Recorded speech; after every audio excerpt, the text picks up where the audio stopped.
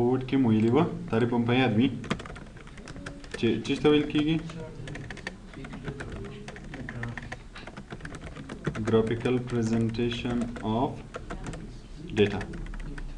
پرون هم سمارټ آرټ یا ارګنایزیشن چارټ ویل کنه موږ ویل د یوې ادارې ګرافیکل شکل چې جوړی دی ته سمارټ آرټ یا ارګنایزیشن چارټ وایي چارټ خپله څه شی ده د ګرافیکل پریزنټیشن اف ډیټا کله چې موږ یو ډیټا ګرافیکلی جوړو پرون ما مثال درکو کنه چې که چېرې موږ یو ډیټا ولرو مثلا یو غټ ټیبل ولرو چې په هغه کې د یو کمپنۍ حساب کتاب ده چې د ورځې څومره خرید و فروش لري کنه نو اوس په میاشتې په اخر کې معلومه وي چې چا ډېر زیات خرید کړی چا ډېر زیات فروش کړی کنه نو که چېرته په عددو کې وي ته ګورې مجبور یو په یو وګورې بیا عدد وګورې چې کوم یو زیات ده کوم یو ټیټ ده کنه نو که چېرته موږ چارټ جوړ کړو ګرافیکلی یې جوړ کړو نو هغه به موږ ته د ګراف د رسم په شکل کې ښیي که د چا لاین جګ وو ګراف یې جګ وو نو موږ وایو چې د زیات خرید فروش کړی او که د چا کم وو هغه کم خرید فروش کړی یا مثلا یو اداره کې تشکیلات جوړوئ د مثلا د نوي کال د 2019 تشکیل هم جوړ کړی ده که نه نظر نورو کلو ته تشکیل مثلا یو اداره 10 کاله کېږي 15 کاله کېږي جوړه شوې ده اول کال یې تشکیل څومره و دویم کال یې تشکیل څومره و که نه یو چاته یې تشریح کوئ چې د دې ادارې اول کال تشکیل دومره و دویم دومره دریم که په عددو کې وي نو ته مجبور ورته وایې چې دغه ډپارټمنټ په دې کال کې دومره و د دې دومره و که نه اول کې زیات وروسته زیات و دا به یې ورته معلومه وي خو که چېرې چارټ یې جوړ وي نو په لاینو کې په ګراف کې به شکل کې به ښیي که نه چې په دې کال کې لاین دومره ده په دې کې دومره په دې کې دومره جګ و ټیټ به یې په اسانۍ سره معلومېږي پوه شوې نو دلته هم همداسې که چېرته غواړې چې یو چارټ جوړ کړو مثلا زه یو ټیبل لرم د بعضو کسانو نه مې امتحان اخیستی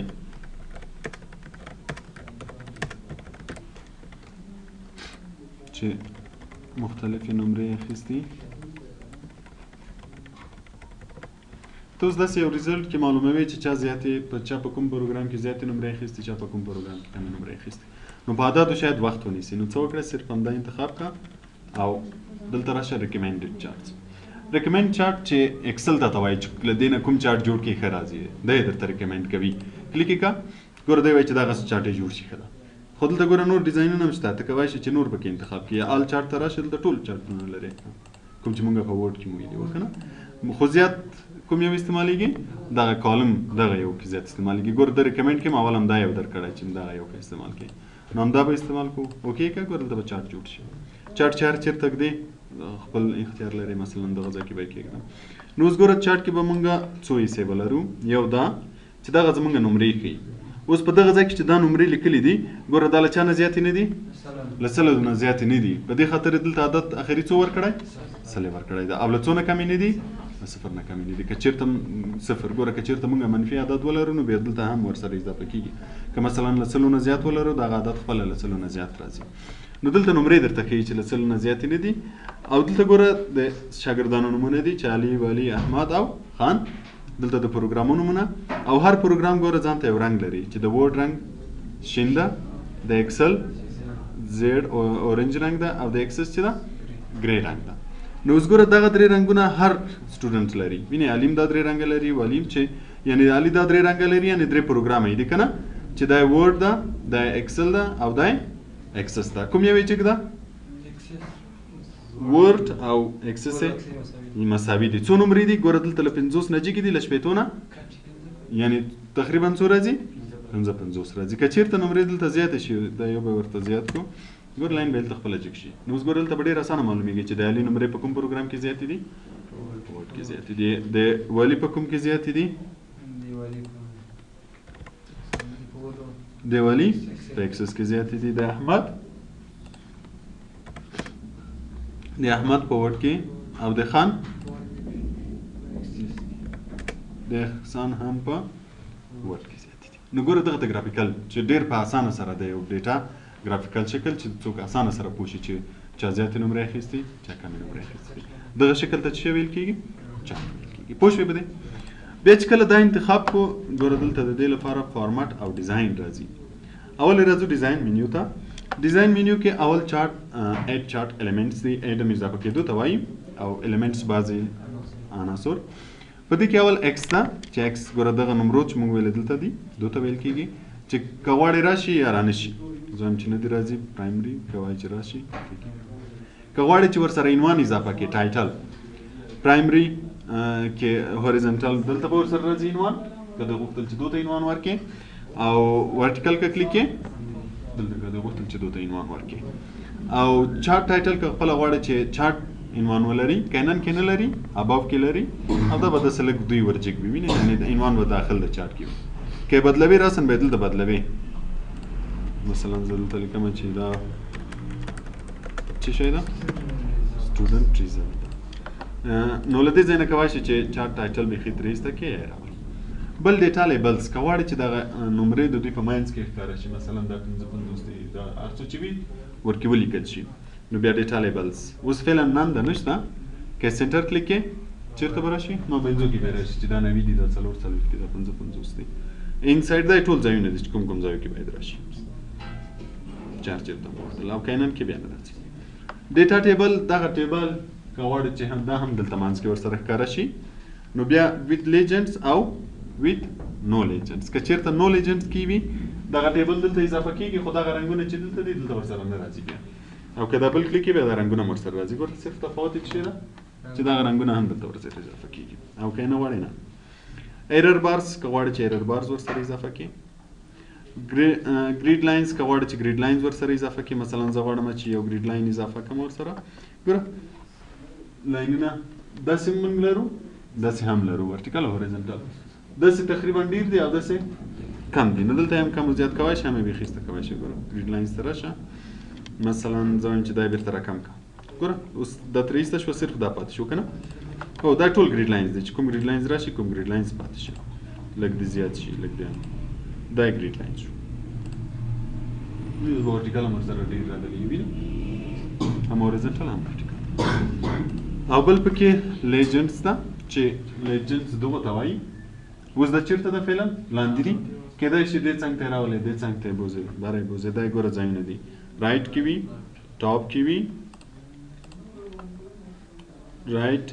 ټاپ لیفټ او بټن او نن چې څه ښکاره نه کړي او ټرینډ لاین که غواړې چې یو لاین ورسره اضافه کړي فار مثال زه یو لینیر لاین د چا د نمرو سره د ورډ نه د اکسل سره اضافه اوکې دلته به یو لاین ور اضافه کړي چې ښیي چې د اکسل نمرې دلته کمې دي او وروسته څنګه شوي دي زیاتې شوي دي اکسل نمرې دلته به یې کمې کړو دلته به یې زیاتې کړو دا به لږ نور هم ور چا لاین ښه ښکاره شي یعنې دلته نمرې کمې دي وروسته زیاتې شي پوه شوې دا شو په ډیزاین کې ایلیمنټس بل د کویک لیاوټ د کې بیا ډیزاین نه دي لیاوټ وینئ قواره یا شکل ته وایي که نه ته مختلف اشکال لري که غواړي چې له دونه استفاده وکړې هم ترې استفاده کولی شي کلرز که غواړي چې چینج کړي رنګونه ټول رنګونه به وینئ چینجوي او سټایل که غواړي چینج کړي دلته کولی شي سټایل یې چینج کړي هر سټایل چې ورکوي بل سویچ رو اینډ کالم ډیټا او اول سلیکټ ډیټا سلیکټ ډیټا که چېرته دلته موږ کوم بل سټوډنټ ور اضافه کړو مثلا ما فیصل ور اضافه کړو دلته مې نمرې هم ورکړې اوس فیصل دلته چارت ته راغلی نه ده راغلی که دې ور اضافه کوو ګوره چې دا کلیک دا منطقه ټوله دا کومه چې د چارت مربوط ته وینې انتخابېږي چې کومه نه وي هغه نه انتخابېږي نو که دې دا ور اضافه کوو بیا به راځي ډیزاین ته او سلیکټ ډیټا به کلیک کړې سلیکټ ډیټا کې دغه نشان به کلیک کړې دا منطقه به بیا سلیکټ کړي ټوله بېرته دا ځای کلیک کړه اوکې کړه روز به هغه هم ور اضافه شوی وي فیصل به هم ور اضافه شوی وي نو دا سلیکټ ډیټا شوه له دې ځای نه هم ګوره همدا ټیبل بېرته کولی شي چې ته چینج کړې سویچ چې نومونه دلته راشي پروګرامونه دلته راشي او په هغه کې هم کولی شي سلیکټ ډیټا کې هم کولی شي سلیکټ ډیټا چې کلیک کړي ګوره دلته سویچ رو اینډ کالم کلیک کړي بېرته بدلېږي ګوره چې دا رقم یې دلته د پروګرامونو معنی دي همدلته ده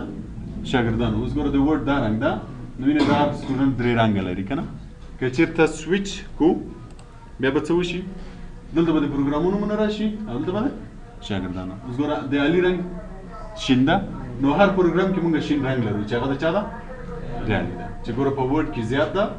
اکسل کې کم ده په اکسس کې بیا هم له دې نه زیات ده پوه شوې که هم ډیټا چینجول له دې ځای نه چینجولی شي او که یې ټایپ چینجوې له دې ځای نه کولی شي چې ټایپ یې چینج کړي لکه اول کې چې مونږ ویلي وو که نه مثلا زه وایم چې دغه شکل اختیار کړي بیا به دا شکل اختیار کړي خو دا مختلف اشکال مختلفو ځایو کې استعمالولی شئ که چېرته هم ډیټا داسې کمه وه صرف د یوه کالم وه د دوو کالمو وه نو بیا کیدای شي له دغه نورو نه استفاده وکړئ مثلا دغو ټایپو نه زیات استفاده وکړئ او که داسې ډېره مغلقه ډیټا وه بیا همیشه له دغه کالم نه استفاده کوئ چې ډېره ډیټا وي پکې پوه شوئ موو چارت که غواړئ چې بل شیټ ته واړئ مثلا زه هم نوي شیټ ته واړوم که چېرته نوی شیټ ولرم نوی شیټ خپله د نوی شیټ د چارت په نوم جوړ شي اوکې که ګوره بیخي نوی شیټ به راشي د څه په نوم د چارت په نوم د هغه چارت به له دې ځای نه واخلي بیخي به یې هلته انتقال کړي یا بیرته موو زه وایم چې نه بیرته د آبجکټ غوندې آبجکټ مطلب یو شکل غوندې عکس غوندې که نه کوم شیټ ته بیرته راشي شیټ 1 ته دې راشي نو بیا به بیرته د شکل غوندې شیټ 1 ته راشي پوه شئ په ډیزاین باندې فارمټ یې خپله وګورئ فارمټ لکه پرون چې موږ د شکلو لپاره وویلې هماسې ده که غواړئ چې مثلا د بعضې فارمټونه یې ورته چینج کړئ بعضې سټایلونه یې ورته چینج کړئ له دې ځای نه یې چینجوای شي دا خپله در سره وګورئ پوه شوئ ښه بیرته به راشو انسرټ ته دا به کلیک کوم ګوره دا ریکمنډ چارټ و چې اکسل درته ویلې چې څه رقم چارټ جوړ کړه دلته دا نور چارټونه هم شته کولی شي چې ته له دونه جوړ کړې لکه څنګه چې موږ چارټ ټایپ و دا ګوره چارټ ټایپ دی مثلا زه غواړم چې دا یو جوړ شي وینې هر یو چې جوړی یا دغه نه یې جوړ کړې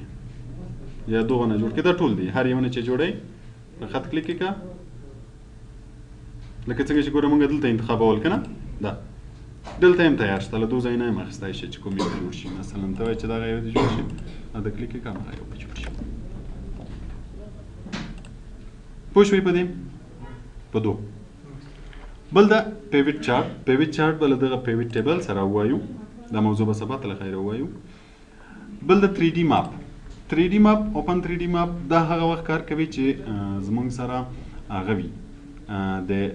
ګوره دلته لیکلي اوپن 3D maps to create one be sure your workbook has geographic data یعنی د ملکو نقشې غوندې نومونه او دا شیان ولري په هغه صورت کې دې نه استفاده کولی شئ چې نه وي بیا اوس چې کلیک کوم کې اکسل هنګ کېږي نه راځي دا بیا خپله در سره وګورئ چې کله جیوګرافیک رسامي شکل غوندې د ملکو نومونه ولري او نقشې غوندې ولري په هغه صورت کې دې نه استفاده کولی شئ چې انټرنیټ وي هم انټرنیټ نه هم بیا اخیستی شو بل د سپارک لاین که غواړئ چې سپارک لاین ور اضافه کړئ سپارک لاین څه ته وایي ګوره دا څنګه چې موږ چارټ درلوده که نه که زه غواړم چې دغه نمرې ټولې په دغه یوه کالم کې د چارټ ګراف غوندې راته ښکاره کړي نو بیا به څه نه استفاده کوئ سپارک لاین نه استفاده کوئ دا یې درې واړه ډیزاینونه دي اول به راشو دا لاین به کلیک کړو چې لاین نه راشي ګوره دلته راځي ډیټا رینج د کومې ډیټا نه غواړئ جوړې کړې نو په دې کې کوشش وکړئ چې صرف اعداد ور وښوئ نومونه ور ونه ښیاست مثلا زه هم چې له دغو نه دې جوړ شي کلیک کړه چیرته جوړ شي لوکیشن رینج لوکیشن ورته وښیه لوکیشن همیشه یو کالم ورته ښیاست خو د دغه رو مطابق اوس ګوره موږ دلته څو رو لرو یو کالم مثلا زه وایم چې دغه ځای کې ګوره همدغه ډیټا مې انتخاب کړی د همدغه رو په اندازه ورته ځای انتخاب کړه بیرته کلیک کړه اوکې کړه ګوره دلته به راشي دا به لږ زیات کړو ګوره دلته نمرې درته ښیي چې دا نمرې جګې دي بیا کمې شوي بیا کمې شوي ګوره دلته لاین څه رقم ده د لاین سر اول جګ ده بیا راټیټ شوی بیا بیرته تقریبا لږ جګ شوی چې دغه درې نمرې درته ښیي چې دا نمرې اول لږ جګې دي اول زیاتې دي بیا لږ کمې دي بیا بیرته لږ جګ شوي اوس ګوره